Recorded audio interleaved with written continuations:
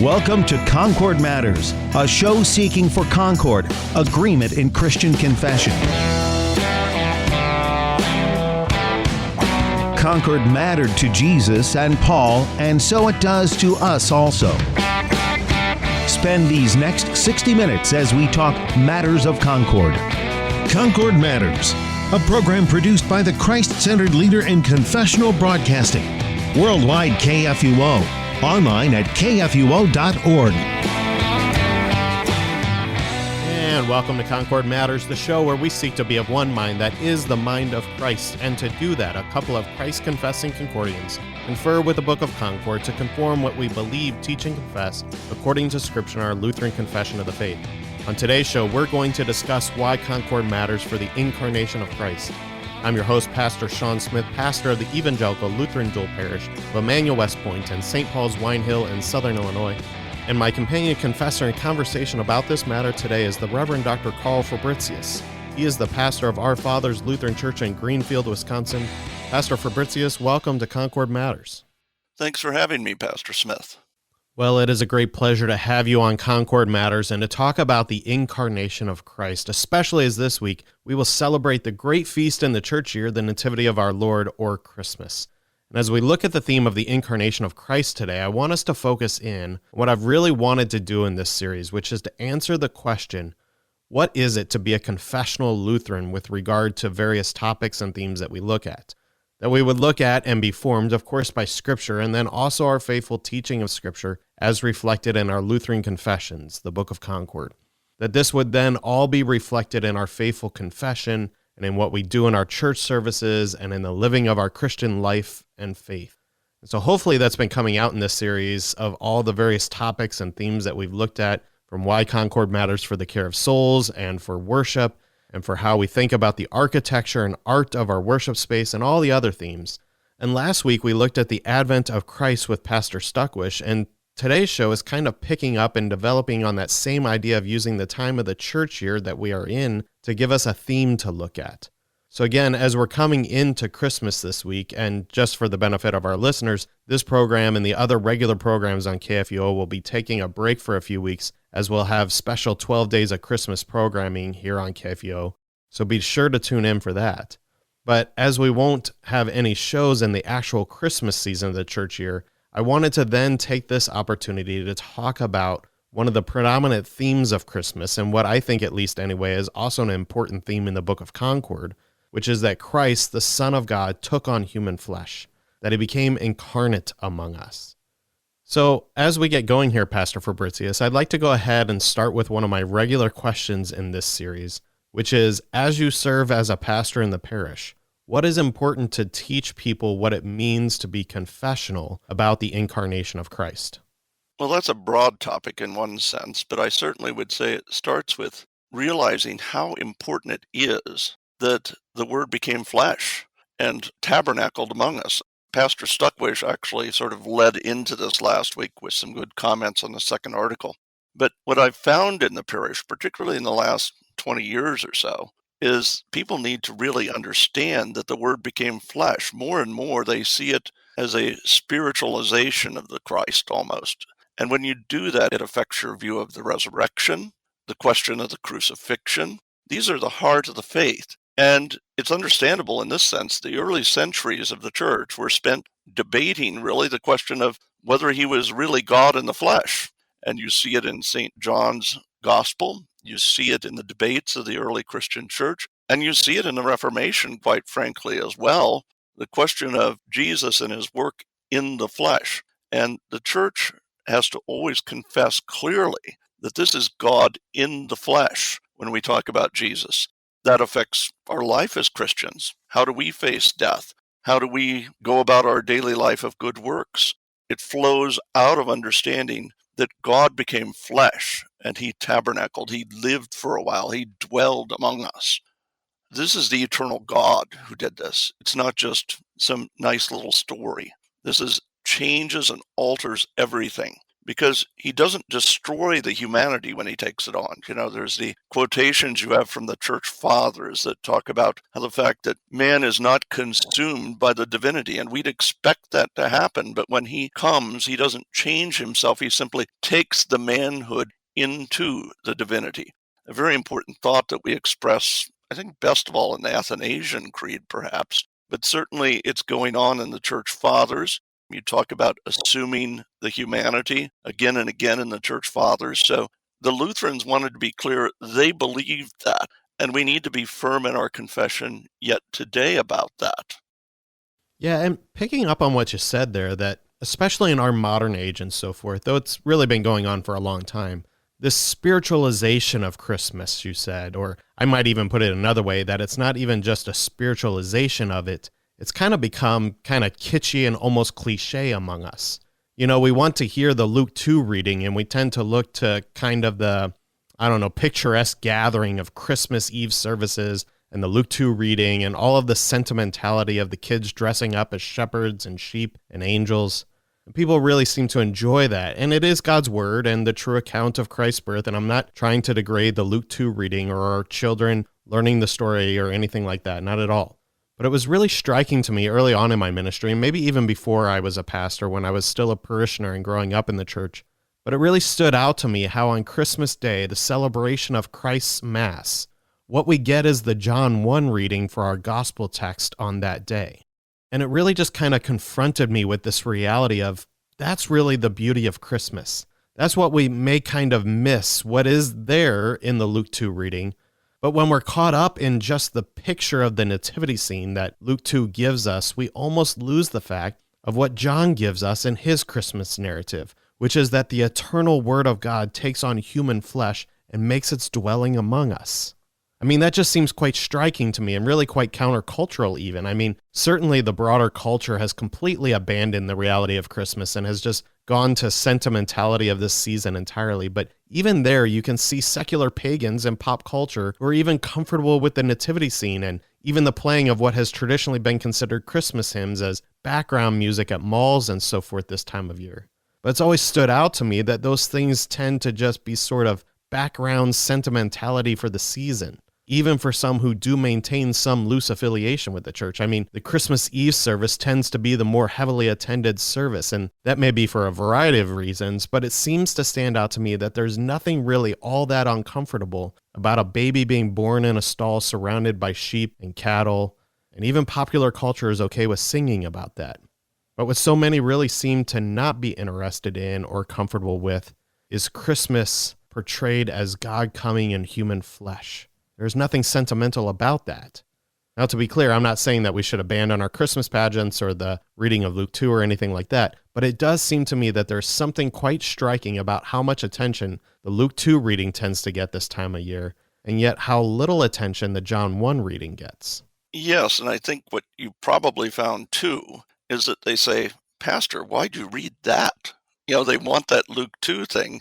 But I like Luther on that Luke 2 thing. He's going along with that reading, and he's talking about what the church fathers talked about, the manger being the place of feeding. You can go to the sacrament with that, or the wood of the manger becomes the wood of the cross. So yes, you've got the manhood, but who is it that it's dying on the cross? God has become man.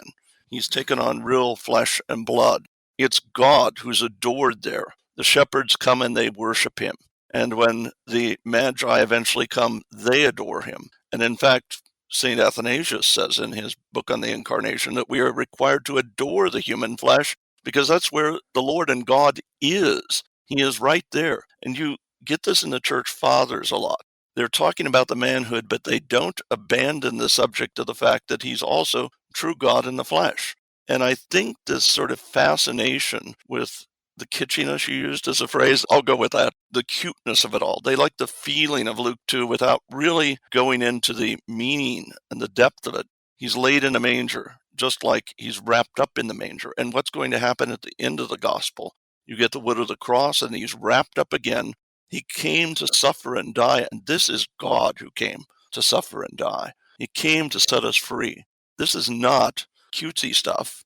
It is comforting stuff to see that God is in the human flesh there in the manger. how much more joy can you have that God would actually come in a way that's not frightening? And our humanity is not consumed. I keep going back to these words of Leo that I read when I was preparing for this. It's not consumed. Rather, by taking the humanity in, he gives us a seat in heaven. He prepares the way for us to be there as well. You brought in there the church fathers, and obviously, as you said, a big issue. The church fathers dealt with it, and in a little bit here, we're going to look at the book of Concord there, and we'll see the incarnation of Christ very directly referenced. But before we get there, I want to develop just a little bit more the other places in our Lutheran confession where we see the incarnation addressed. And the thing that made me think about that was that you brought up the point with the John 1 reading, people saying, well, Pastor, why did you pick that? Sometimes I get that comment with the readings, but where I often hear that is in terms of the hymns and people saying, well, Pastor, why did you pick those hymns instead of the hymns that we'd like to sing? You know, again, this has kind of become a cliche among traditional confessional liturgical type Lutherans, kind of picking on the, shall we say, more Methodist or revivalist hymns that have become associated with Christmas that tend to talk more about, you know, the livestock that are gathered around there and what the weather may have been like and all the details, if you will, of the Christmas image. And again, many of those hymns just kind of become sentimentalized and give us just this, as you say, cutesy image of the Christmas that we develop. But our Lutheran hymns are really quite different and distinct. I think of Luther's great hymn, From Heaven Above to Earth I Come. That's really quite different than a lot of the popular Christmas songs of other traditions. I mean, just that he goes on for 15 verses, but in our Lutheran Christmas hymns, we tend to see a lot more theology and a distinct confession about the incarnation in them. So do you want to talk about our hymnody and where we see the confession of our theology of the incarnation there? Now, I could get in trouble for saying this, but, people seem fascinated with Silent Night, for example, when really it doesn't have a whole lot of depth to it. But you go to a hymn like, "O Jesus Christ, Thy Manger Is," just the powerful reflection on John 1:14. "O Jesus Christ, Thy manger is my paradise at which my soul reclineth. For there, O Lord, doth lie the Word, made flesh for us. Here in Thy grace forth shineth." I mean, the first verse leads you into the powerful statement of God in the flesh. And then, "He whom the sea and wind obey, doth come to serve the sinner in great meekness. Thou, God's own Son, with us art one, dost join us and our children in our weakness." How can you get through those first two verses without being the emotions bubbling up? But I know that in TLH, it was neglected. I sang it in my household because of my father, who was always wanting to make sure we sang old Lutheran hymns. But it seemed to disappear from the radar. I'm so happy that it's back. And my people love singing it. It's become very popular because of the power of it. But the personal side of it, you get to verse 4 and you say, "Thou Christian heart, be of good cheer." All this language about the incarnation, where you're confessing so much about God in the flesh. Now, Silent Night, I'm not going to never sing it. I'm just going to point out it needs a little help. And the help of singing the Lutheran hymns with it gives you some good content to it. And we could go to the other ones. We could talk about one that's almost never sung, the Luther hymn, "We Praise You, Jesus, at Your Birth." But the one you brought up, "From Heaven Above," 15 verses, and you really need to sing them all. I know that's un-American of me, but you can break them up. Sing maybe one before and then one during communion. I don't know, part of it then and part of it later. But to get that confession of God being there in the manger, not in the rich robes of kings, but in the simple humanity, is just a beautiful and deep, powerful. And yes, even though my wife jokes and says that I don't have any emotions, the truth is the emotions are there when you're singing those words and they're tied to a melody. And it is, as St. Ambrose would say, you're learning to confess the faith in an even almost angelic way. The voice of the angels as you sing, and almost like you're joining in the angels that night who sang at the birth of Christ, to confess so clearly what Christ has done for us. Yeah, absolutely. And just as you brought in, "O Jesus Christ, Thy Manger Is," it's a beautiful hymn by Paul Gerhardt. Just go check out, do a Google search sometime about Paul Gerhardt and what he experienced in his life and ministry. I mean, you want to talk about life that is lived under the cross. He had a heavy burden of it. And yet the beautiful words that he writes in his hymns, which confess the comfort of the Christian faith amidst that, it's just wonderful. especially as we maybe consider our life lived under the cross in our world today. I know Gerhardt's hymns have certainly been a great comfort to me, but his hymns are deep and rich theologically and poetically, which unfortunately means that they're just not always accessible to many people today. We just aren't prepared and educated for those sorts of things anymore. It takes work. We have to think about the words and what they mean. And so unfortunately, I think the current situation in our culture is that the only kind of music that most people are prepared to handle is that of our consumerist culture, where the music is more passive and doesn't require much interaction with it beyond just a shallow emotional feeling it may or may not give you. So yeah, I think people are going to gravitate more towards those shallow songs, unfortunately. But I don't think you're really going to have to worry too much about getting in trouble about talking about Silent Night as being shallow. I mean, probably a pretty selective audience that listens to a show like this in the first place, but also I've probably run off anyone who might listen to the show that would get upset about such things with how often I've talked about Away in the Manger. Especially as we've gotten into some of those various heresies about the Incarnation, I've often brought up the heretical understanding that I think is conveyed in the line about how Jesus doesn't cry when he wakes. I mean, how's that even relevant to sing if not to try and make the point that Jesus somehow isn't a human baby that would cry? Besides, as a father of a child who had colic for 5 months, I, could maybe connect a little more with a Jesus who cried and lived under the sin and brokenness of this world and all the struggles of it that certainly Jesus entered as a baby to rescue us from. That would be a faithful confession to sing. And that's the kind of things that you actually do see reflecting in Gerhardt's hymns. But, I guess that's not as cutesy, I guess. I like the Jesus who wants to get dirty for us. He's born in the stinky area where all the animals are. It's cool. It's not, snow, but it is, outdoors. He's exposed. This is a Jesus who enters into darkness right away. He's the one who desires to really get himself dirty so that he can save us. He covers himself in our filth, so to speak, so that we might be made clean. And I think the birth narrative is so much about that. The Word became flesh. He actually got himself dirty. This is not a God who is far off, but the God who is near. And it's an amazing thing to be able to confess that. Christ is born. He's not just the God far off. And, another hymn, All My Heart Again Rejoices, where you say, God is man, man to deliver, and the Son now is one with our blood forever. Not just a passing little 33 years. He's one with our blood forever. Now that is comforting. That changes the way we view everything as a Christian. Because we live in a world, particularly now, where people are trying to stay away from germs, try to avoid disease, do all these things. And Jesus doesn't do that. He comes and he gets dirty. He's surrounded by germs. He's conceived in the womb of the Virgin. He spends 9 months there, 40 weeks inside the Virgin's womb, in danger, because it's dangerous in a woman's womb. He's surrounded by the dirt of the world, by the danger of the world, but he does it all because of his great love for us. And this is the confession we want people to hear on Christmas. This is not a God who stays away, but he's God and man united so that our flesh can have hope. We can know with certainty that God does care about us. He just isn't a passing, here for a while, do a few miracles, and it's over.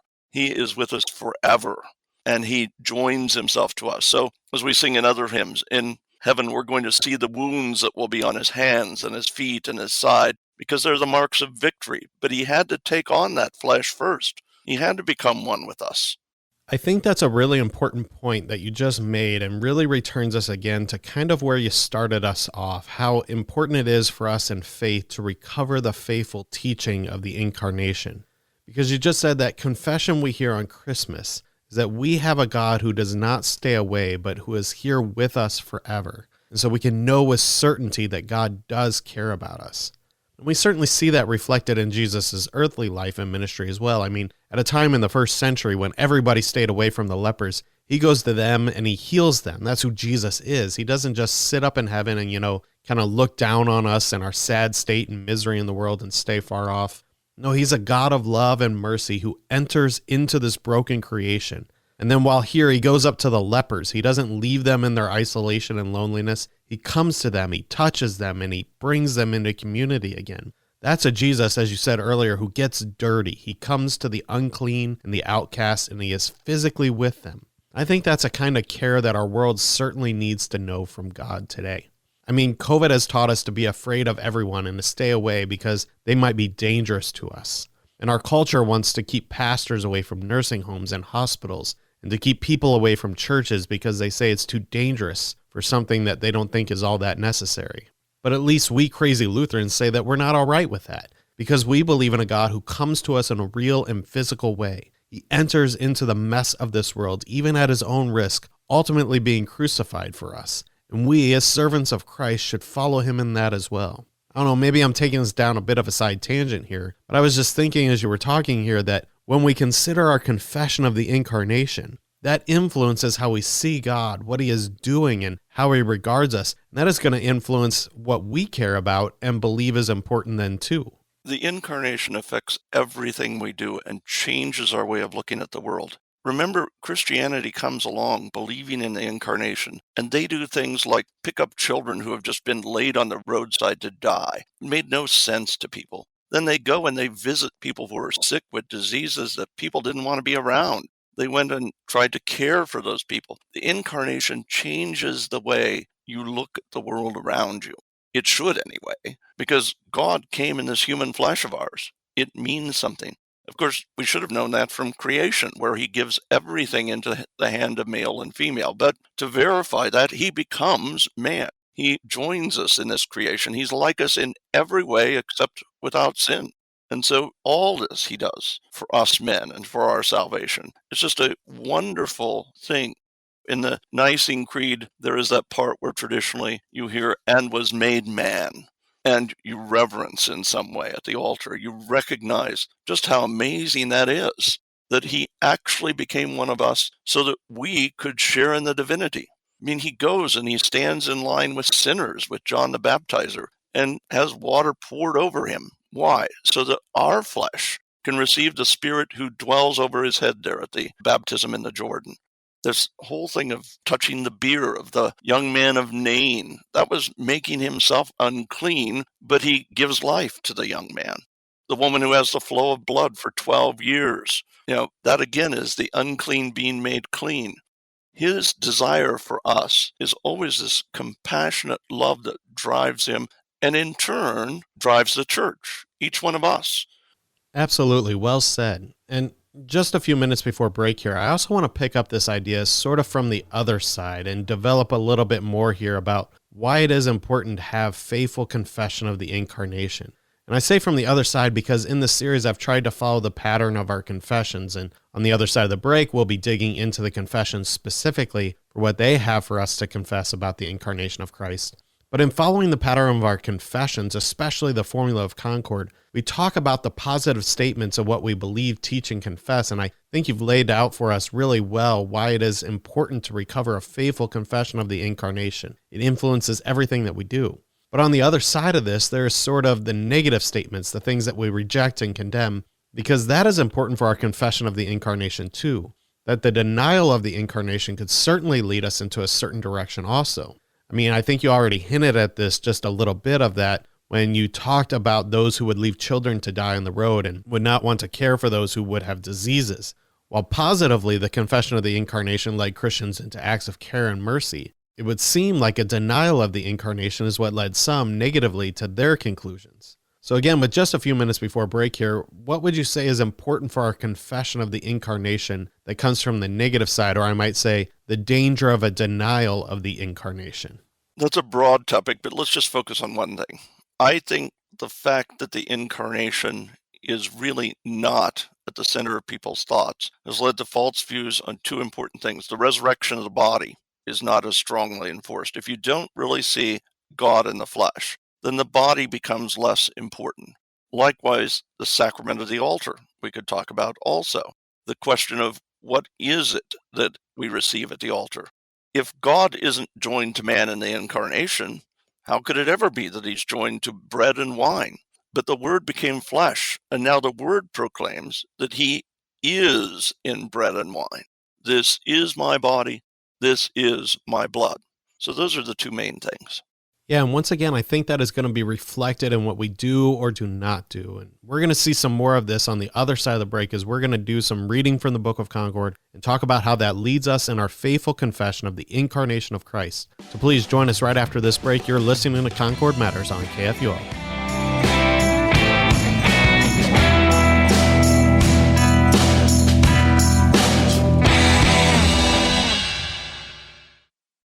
Cross Defense is the show where we talk about curious topics to excite the imagination, equip the mind, and comfort the soul with God's Word.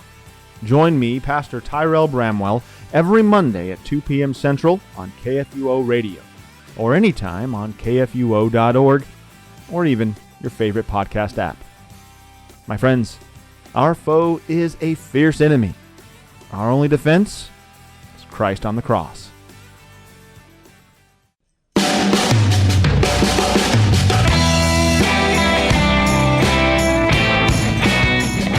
And welcome back to Concord Matters as we continue talking with the Reverend Dr. Karl Fabrizius about why Concord matters for the Incarnation of Christ.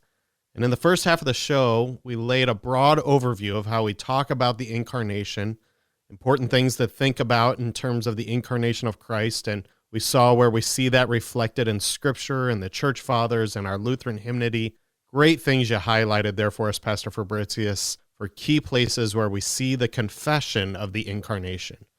But as is the intent of this show, we want to dig into the Lutheran Confessions, the Book of Concord, and see the faithful confession that we hold as Lutherans, using that great line from the Formula of Concord, what we believe, teach, and confess about our Christian faith, formed from Scripture, of course.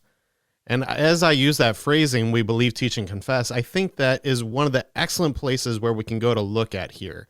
As you brought out earlier, Pastor Fabrizius, there's so many places in the Book of Concord that we could go to. We could go to the second article of the Creed, both in the small catechism and the large catechism. We could, of course, also go to the Augsburg Confession. And just all of our documents in the Book of Concord address this matter in some way because, again, as you stated in the first half, it is already a controversy in the early church that is addressed in Scripture, and it is addressed by the Church Fathers and at the Reformation, and we continue to see it as an issue still today.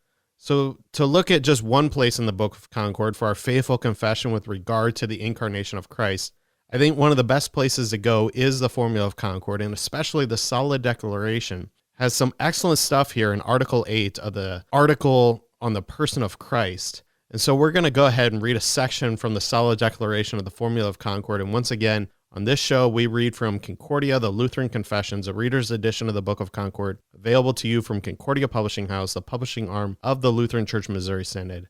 And I'm going to read from Article 8 of the Solid Declaration of the Formula of Concord on the person of Christ, and pick up with paragraphs 11 and 12, and then skip to paragraph 17. All of this section is excellent. Certainly commend it to our readers. But as we talk about the Incarnation of Christ, I want to get at least these paragraphs that I want Pastor Fabrizius to lead us through our teaching here on the Incarnation.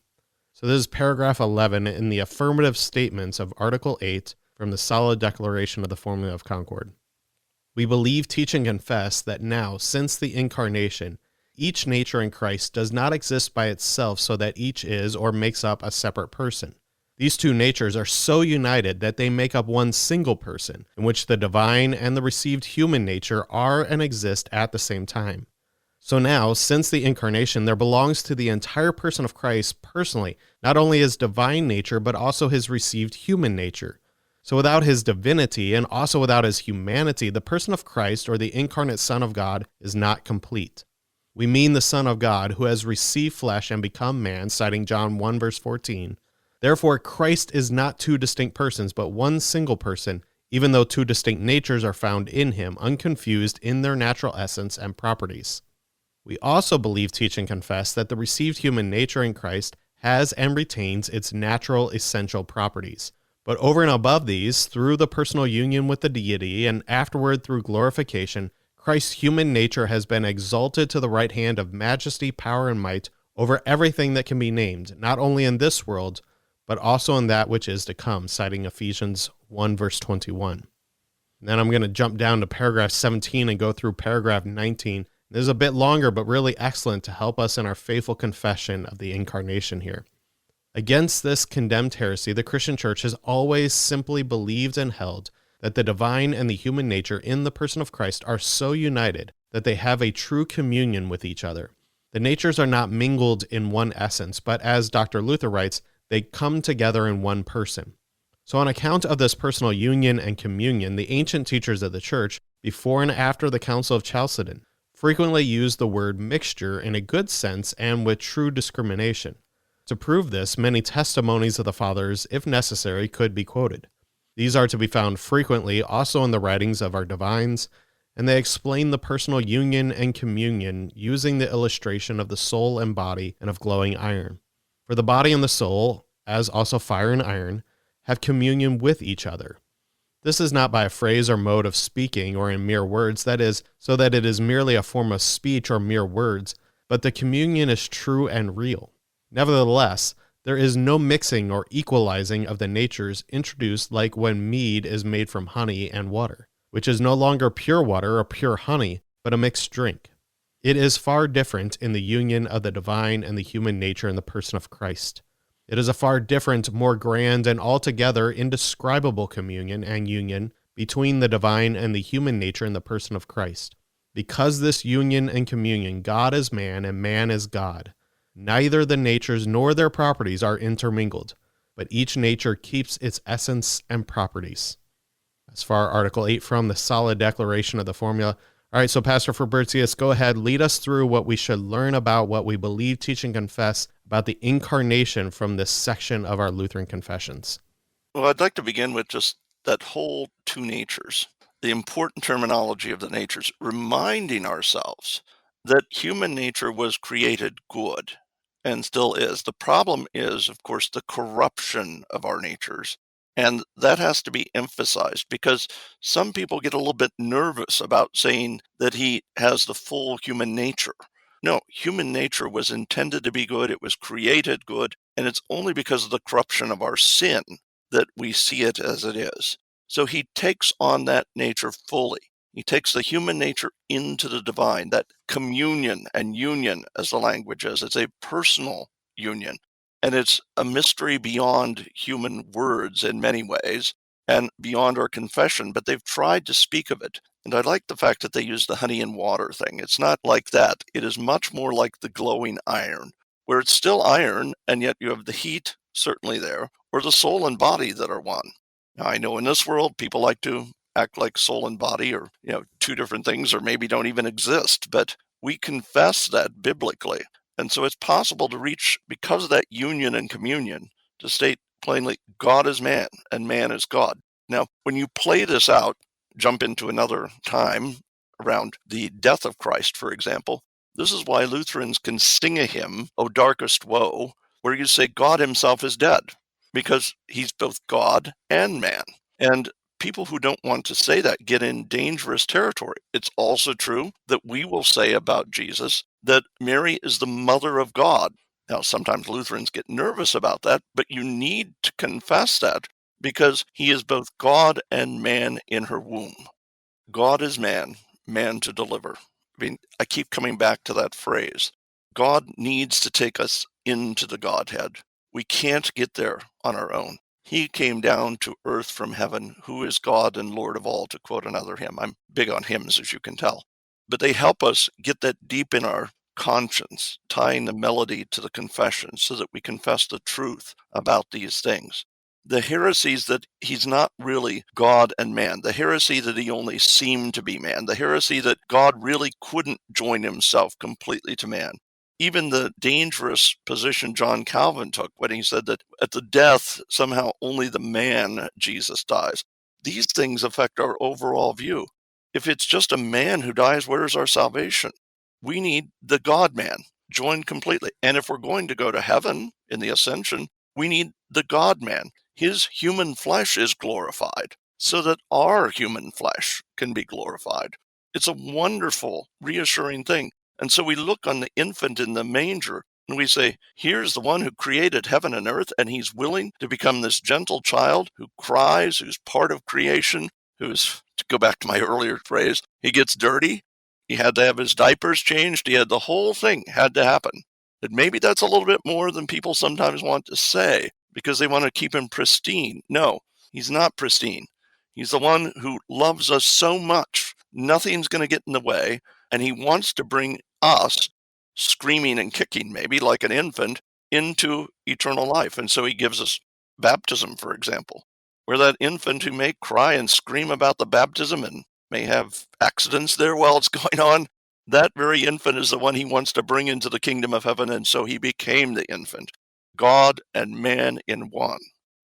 Yeah, I think that's the real hub of all of this is God is man, man to deliver, as you keep quoting that great Paul Gerhardt hymn. And Gerhardt, always welcome on the show because he just confesses the faith so beautifully and simply, as we saw that line, almost a direct word-for-word quote of the Solid Declaration, Article 8.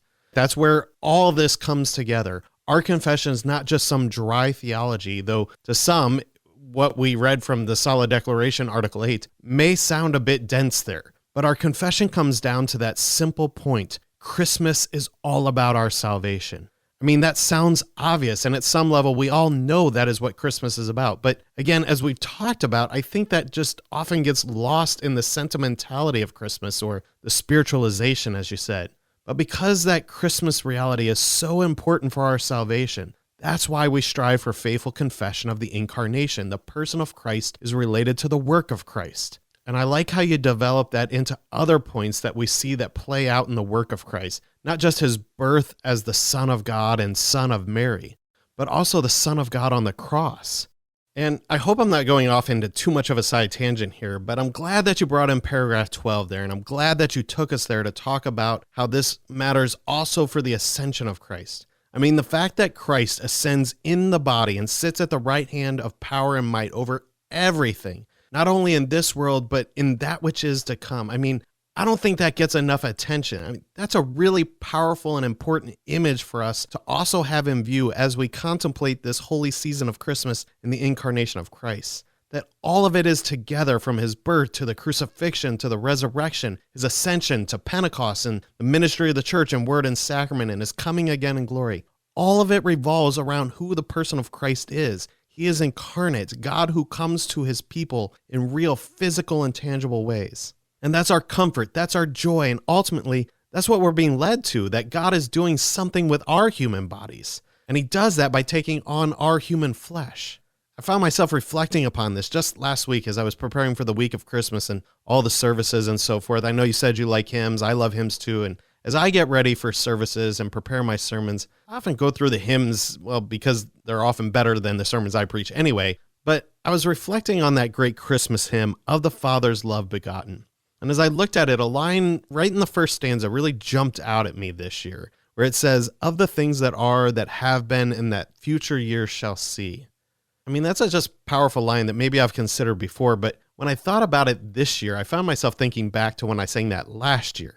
And I had no idea the craziness that the future year would see. I mean, just no idea. None of us did, really. I mean, we were just beginning to see COVID develop in China, but in December, we really had no idea how in just a few months it would have such an effect on our lives here in the U.S. for an entire year to come. But Jesus, ascended and sitting at the right hand of power, did. Even more, he knew what we would face all the way back in the 5th century when those words were written. And even as they were written to confess the faith in the things that have been in those days. And even more, that God knew all about it back at his incarnation in the flesh when he came among us that first Christmas. And even as the hymn sings in just the line before, ere before the worlds began. And that's a real comfort to us to know that Jesus, our brother in the flesh, is sitting there at the right hand of power in heaven, and he is over all of it. He's over everything that is, that has been, and is to come. And precisely because he knew what we would face in the things that are here in our days, that have been, and that future years will see. That is why he entered into this world and took on the human flesh, all the sinful brokenness of it and all the trials and tribulations of it. He's over all of it and entered into it to get dirty, as you said, so that he would provide our way of salvation through it. I mean, that's the hub. By entering into the world and suffering these things and more with us in the flesh and to triumph over all of it. That's our salvation. And now he comes to us in his word and sacrament in the church to comfort us with his real presence as we endure the tribulations with the assurance of our salvation. And he's there right at the right hand of God in the flesh. And he assures us that he's coming again to bring us in the flesh to be with him forever. that he will deliver us from sin and death. As you've laid out so very well for us, this is why it is so important for us to have a faithful confession of the Incarnation. It just gives so much more comfort and peace in the midst of our times or in whatever the future year shall see. Because through it all, Christ our brother comforts us with his real presence and leads us to the eternal joy in his presence forever. I hope I'm not spinning off into a monologue here now. I don't want to do that. I asked you to be my guest on the show, and I want to hear what you have to say. But as you've been talking here, I just kind of thought this really is the hub and is a great thing that you've highlighted for us. Yes, and one of my favorite art pieces, I'm going to go a little bit different direction, but emphasize something here, has the infant Christ standing on a grave with the capstone of the grave open. So you see an empty grave, so that you see the victorious Christ child. He's still an infant, but he's conquering death in the grave for us. We're going to quote him again, and that is that language of softly from his lowly manger, Jesus calls one and all. You are safe from danger. Children, from the sins that grieve you, you are freed. All you need, I will surely give you. So it's been a crazy year, like you said. But you know what? COVID is just death stalking us. And it's always stalking us. Sometimes it was flu or pneumonia or you name it. It's just death, people. And look, the infant Christ stands upon the tomb and says, here's your victory over it. And he calls you from the manger and says, look, you need this victory over death, and I'm here for you. Well, and I like that you brought in art there too, because one, that's a beautiful image, but also because that was a previous show that I've done in this series, a couple of shows really, about why Concord matters for our confessional art, our Christian art. One of those shows we had Edward Riojas on, who's a Lutheran artist, and I thought he talked so well about how an image portrays our confession. Again, so much of our confession is reflected in all that we do within our Christian lives of faith, that it forms and shapes not only our theology, as we see in the Book of Concord, but again, I always like to emphasize this, it's not just dry theology for the sake of doing academic theology. No, not at all. Rather, this faithful confession of what Scripture gives us to believe, teach, and confess is reflected in what the church has confessed and continues to confess in our artwork and our hymnody and in our daily lives and how we view the work that we do and how we live in the body. That's what it is to be a confessional Lutheran. And that's why I wanted to do this series, because I wanted to emphasize that our confession is reflected in everything that we do in the church and in our Christian lives of faith. It actually impacts the nitty-gritty details of our life and everything that we confess with it. So I'm glad that you're bringing in artwork and the hymns and pointing us to places where we can not only see our confession, our theology portrayed, but also as we use these things like artwork in our sanctuaries and homes, as we ponder and meditate upon them, as you were talking about, and as we sing the hymns, we are actually joining the confession ourselves. It's kind of like in the divine service when the pastor says with angels, archangels, and the whole company of heaven, and then we sing the Sanctus, we're actually doing it. We are joining the angels and the whole heavenly host, praising God and singing. And that happens also with our confession of the Incarnation of Christ. Yes, and while I'm thinking of it, I want to plug another hymn. We Praise You, Jesus, at Your Birth, attributed to Luther. It's a hymn that's pretty neglected, but I hope that people learn it. I want to get on and talk about this whole thing in terms of it's the Christ Mass we celebrate. We can because he's taken on flesh. And so Luther's image of the manger, or even the ancient church, or a beautiful church in town here. It's a Serbian Orthodox church. It has this mosaic, and you've got the manger and a big host in the manger. At the altar, here it's the Christ Mass, because the one who became flesh for us gives us his flesh and blood, that he's one with our blood forever, to quote that verse again. And so now here he is, giving us his flesh and blood. We can only celebrate the Lord's Supper because there is an incarnation, because Christ does become man, and so now he can give us this wonderful gift. And the manger is the place of feeding, and that's where we go at Christmas. The Christ Mass, we go and we kneel, and we're like the shepherds or like the Magi, kneeling before the Christ, adoring the one who is God and man, who has chosen to give us himself in the Blessed Supper. Absolutely. And as you were talking there, it makes me think of another place in the Lutheran Confessions that we can go to talk about why Concord matters for the Incarnation of Christ. It's actually the article prior to the section we read from the Solid Declaration earlier. So it's Article 7 on the Lord's Supper, which precedes that article on the person of Christ, but actually sets up the point that they're going to have to thoroughly discuss the doctrine of the person of Christ in Article 8, precisely because of the issue that they had with the sacramentarians, with regard to Christ's presence in the Lord's Supper. So I'm just going to read a few paragraphs here from Article 7 of the Solid Declaration of the Formula of Concord. This is picking up with paragraph 2. Some sacramentarians strive to use words that come as close as possible to the Augsburg Confession and the form and way of speech in our churches. They confess that in the Holy Supper, Christ's body is truly received by believers. Still, when we insist that they state their meaning precisely, sincerely, and clearly, they all say this in unison. Christ's true essential body and blood is absent from the consecrated bread and wine in the Holy Supper as far as the highest heaven is from the earth. For their own words state this: we say that Christ's body and blood are as far from the signs as the earth is distant from the highest heaven. Therefore, they understand this presence of Christ's body not as a presence here on earth, but only with respect to faith. In other words, our faith is reminded and excited by the visible signs just as it is by the word preached. It elevates itself and ascends above all heavens. It receives and enjoys Christ's body, which is present there in heaven. Yes, they say they receive Christ himself together with all his benefits in a true and essential way, but nevertheless only in a spiritual way. For they hold that as bread and wine are here on earth and not in heaven, so Christ's body is now in heaven and not on earth. So nothing else is received by the mouth in the Holy Supper than the bread and wine. And now I'm going to jump down to paragraph 9. Against the sacramentarians' opinion, this is what is taught in the Augsburg Confession from God's Word about the Lord's Supper, that the body and blood of Christ are truly present and distributed to those who eat the Lord's Supper. The contrary doctrine is rejected. Thus far, the Solid Declaration. Now, I bring that one in because it's in connection with the Lord's Supper, and our right understanding of that flows forward from what is clearly taught in Scripture and is intricately linked with what we confess about the Incarnation, as you brought in the first half of the show. As we laid out right at the end of the first half of the show and talking about what we reject and condemn, we also don't shy away from saying, look, if you have a wrong understanding of the Incarnation and what we're given to confess from Scripture here, then that is going to lead you in a dangerous direction. It leads you away from the comfort of the gospel and our salvation. And so we want to hold that faithful teaching. That's what Luther did. And that's what the Lutheran confessors did in the Formula of Concord. And I think we need to continue to confess this faithfully in our own day. As you talked about, staying away from Christ, the Mass, that's really dangerous for us. And as we think about our confession in our own day, I can't help but think once again about all the craziness of our world where people are staying away from church and from the sacrament right now. And they use these same sort of sacramentarian excuses to justify staying away. And I don't think that gives a faithful confession about what we believe when it comes to the Incarnation, especially in Christ's Mass, which is ultimately what we celebrate every single Sunday in the Lord's Supper. Yes, if you believe in the Incarnation, get your rear end in the pew.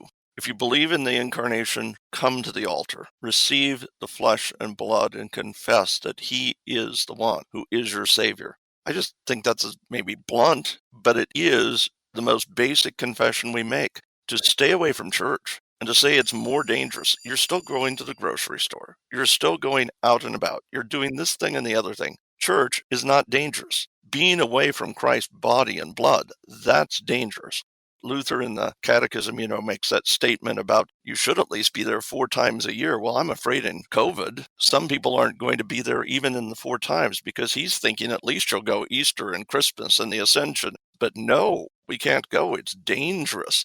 I'm one of those horrible people. I don't even wear a mask in church as the pastor because I'm the incarnational representative of Christ. I'm not going to worry about my people getting me dirty. I'm going to be there like Christ was in the midst of the world and to be that living example of the Incarnation. Pastors have a responsibility to confess the faith, and members have a responsibility to confess the faith in the Incarnation. This flesh of ours is the flesh he came to save from death, and he came to be with us. Lo, I'm with you always is not just some spiritualistic thing. He's remembering his baptized. He's remembering those who are the pastors of the church. He's making that promise to us. And it's because he is God and man, and he is one.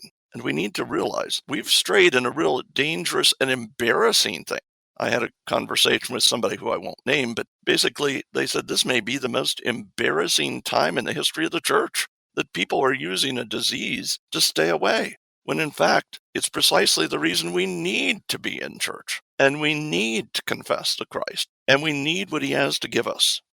Yeah, and as you say, that's blunt, but I'm definitely with you on this. I think blunt is called for sometimes. Jesus himself was blunt. You mentioned people still going to the grocery store but staying away from the church. Well, that's because they think that they need groceries, but they don't think that they need the body and blood of Christ. Well, Jesus was blunt and to the point on that one in John chapter 6. Comes right at the Jews and tells them, hey, you don't need to worry about the bread. Your ancestors all ate bread from heaven in the wilderness and they all died. But Jesus says the real significance is the bread that is my flesh and blood. Those who eat of it will live forever. Now, of course, that's the Sean Smith paraphrase version. But again, go check it out. Jesus is blunt and to the point. So much so that there were even those who had been disciples who afterward rebuffed at that and said, whoa, that's a bit rough there, Jesus. And they get upset with him and some even stop following him over it. And we've seen some of that in our churches these days too. But again, as you said, we have a responsibility to confess the faith. And the blunt reality, the truth, is that Jesus' body and blood is the only bread that endures to eternal life. And so our faithful confession on this in the face of the world that wants to just disconnect this from real physical things, that what we do in the church is just somehow all spiritual and spiritualized, well, Jesus hasn't done that. And that can lead us into really dangerous paths and away from the truth that Jesus gives us and our true comfort. And really, as you said, this is just death, which is always stalking us, be it a pandemic or cancer, sudden tragic accidents, or just getting old. And so we need to confess that going to church is not dangerous. Rather, it is because you are in a dangerous world and dying that you need church so that you can really live, that Jesus is the medicine of immortality. And we also want to be clear here too. It's not like we're trying to be unsympathetic here or hardline and saying, that there's not time for reasonable precautions or that there's not times where you just honestly have justifiable reasons that you're unable to come to church. God gives us our reason to use. That's a first article issue, and maybe we can do a show on that sometime as well. But what we are saying is that what we need to cling to is the truth of Jesus' word, use our sanctified reason, and consider what it is that we are to confess and how we live our lives of faith. Yes, don't tell me I'm killing Grandma if I go to visit her, because Grandma needs the medicine of immortality, and we need to be faithful in that. And like you said, we use our reason, we use the sanctified reason, we recognize at times that maybe things are, but in general, to just keep Grandma in prison is far worse than to go and see them in the flesh. We believe that in the flesh we need these things. We need the medicine that really matters. Forget the vaccines. It may or may not work. Forget all these things and come down to the basics of the faith first, and that will shape all our reasoning about the other things. So that, yes, we use medicine because, after all, Christians are the ones who fought for the medicine system and for a system of doctrine and hospitals and all the rest. But in the end, the question is, do you believe that God became man in the flesh, that he really is tabernacling with us, that he really is there in the Blessed Sacrament, that he really is the one summoning you from the manger and saying, come, I have everything you need. I am the Lamb of God. I take away the sins of the world, and I am here to comfort you. We need to be in firm agreement, obviously Concord, about the Incarnation, because it affects everything we preach and teach, everything we need to comfort us in this life. It is about knowing God became man because we couldn't go to God. God had to come to us. We couldn't rid ourselves of the curse of death, but God didn't want to leave us dead. He came to give us life. God is man, man to deliver. That is well confessed. Unfortunately, that is all the time we have today, but thank you, Pastor Karl Fabrizius. It's been a great pleasure having you join us for Concord Matters today and discussing with us why Concord matters for the incarnation of Christ, which is, in all things in our Lutheran confession, is rightly centered on Christ, who comes for you and for your salvation. That is the really important and truly comforting message here at Christmas and always. So we want to wish you all a Merry Christmas this week. Be sure to gather for the celebration of the Incarnation of Christ in Christ's Mass. We'll be taking a break here at Concord Matters for a couple weeks. Be sure to tune in. Special programming here on KFUO for the 12 days of Christmas. We'll be back on January 12th. But thank you for stopping by today. Until next time, keep confessing, church.